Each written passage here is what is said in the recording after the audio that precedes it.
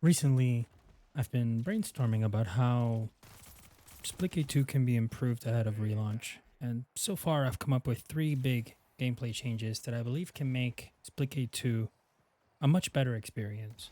I'm Oni, and welcome to another Splitgate 2 video covering how the game can be better to new players and Splitgate veterans alike.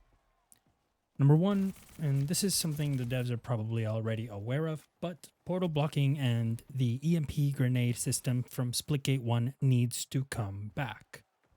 When portals can block walls, it basically acts as a speed bump for good and fast portal players. With the EMP grenades from Splitgate 1, it forced players to slow down and expose themselves in order to break portals that are blocking their routes.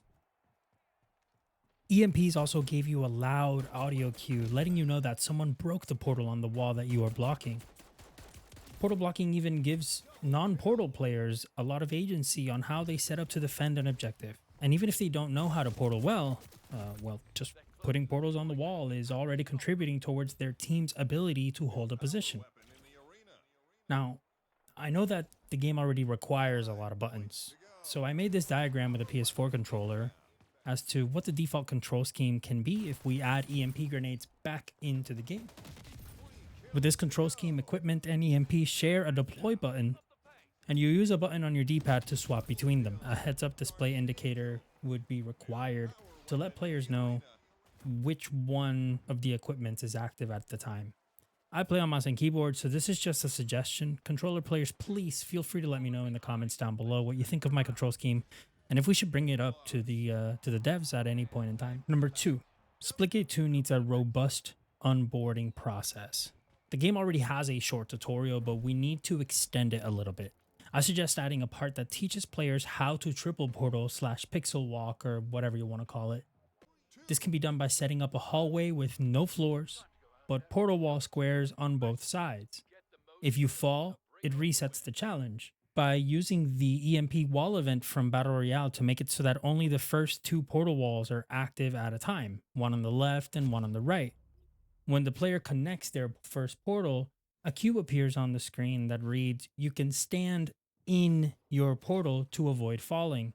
Only walk through as far as you need to come out on the other side. Give it a try." I made a mock version of this idea in the lab for you guys to see what I'm talking about. Now, I'm no level designer, so obviously, the devs are going to be able to do this better, but imagine if these two first portal walls are the only ones that are active. And as I walk through my portal, the next wall becomes active, and so on and so forth until I reach the end of the hallway. After the sequence, like a combat sequence should probably be simulated, and maybe some words on the screen that say, "Remember that cover is important, but being near a portal wall is more important." The whole point of these scenarios is to teach new players that portals are everything in Splitgate, and that some habits from other FPS games, such as looking for cover, might not always be the best decision you can make in the Splitgate arena. Number three, and this one's more of a subjective one, but I truthfully, with my whole chest, believe that all faction abilities should be movement abilities. Even after all the nerfs, Sabrask is still the best faction in the game, and this is due to a few factors. Number one, Sabrask is the only faction that can stand on the objective, like put 10 tones down on the objective. And if they are pushed by one or two players, they can just place a wall down and win a 1v2 before their wall is broken. I know that the counter to this strategy is portaling behind them, but good Sabrask players often cover their backs with landmines or smoke. And good teams will stagger their walls, landmines, and smokes to create near impenetrable defenses. And that's the reason why everyone plays Sabrask in ranked play. Besides portaling behind them, which isn't always possible, the best next counter to Sabrask wall is explosives, grenades. Throwing a grenade next to it to flush them out of cover. Now, guess which faction is the only faction with an explosive in their kit? And you start to see the problem here with the design of this class. I think their kit is very bloated, and it does need a rework entirely for it to work well within the context of Splitgate.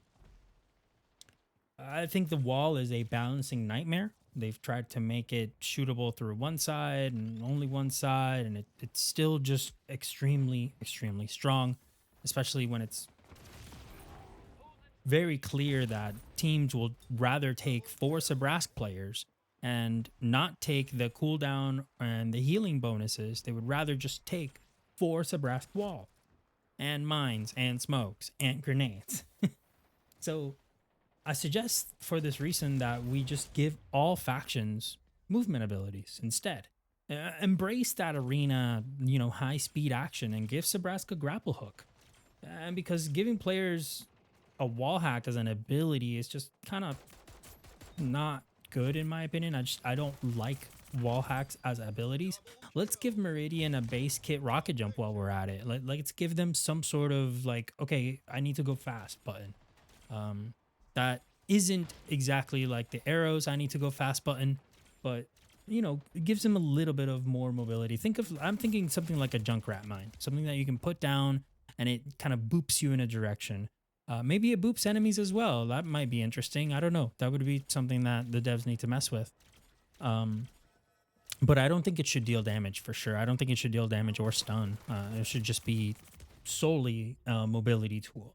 This would actually play really nicely in from point number 1. If portal blocking becomes a thing again, then outside of portal movement suddenly becomes more important. And it gives players that don't know how to portal that well a lot more agency on how they take fights and ability to win fights against really fast portal players if they have cool and useful movement abilities that they can use throughout their matches. That's about it, guys. That's the top 3 things that I think 3 big gameplay changes that could improve Splitgate ahead of launch.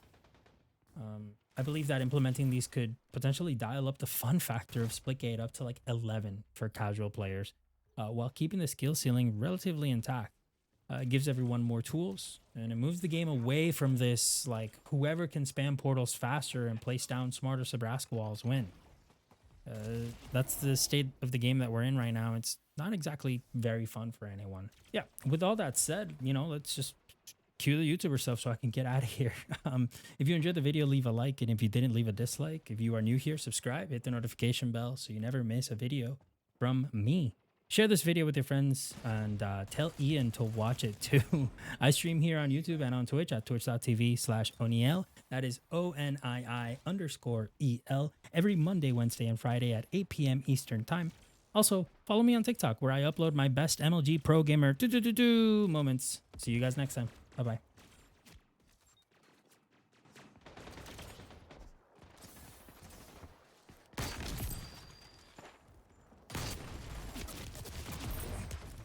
Double kill. Close call.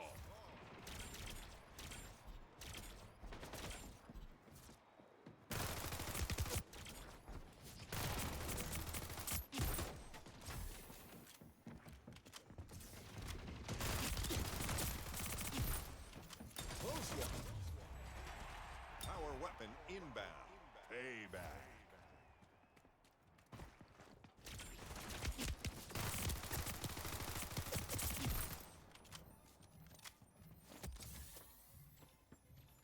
New power weapon in the arena. Power weapon inbound. Payback. 5 points to go.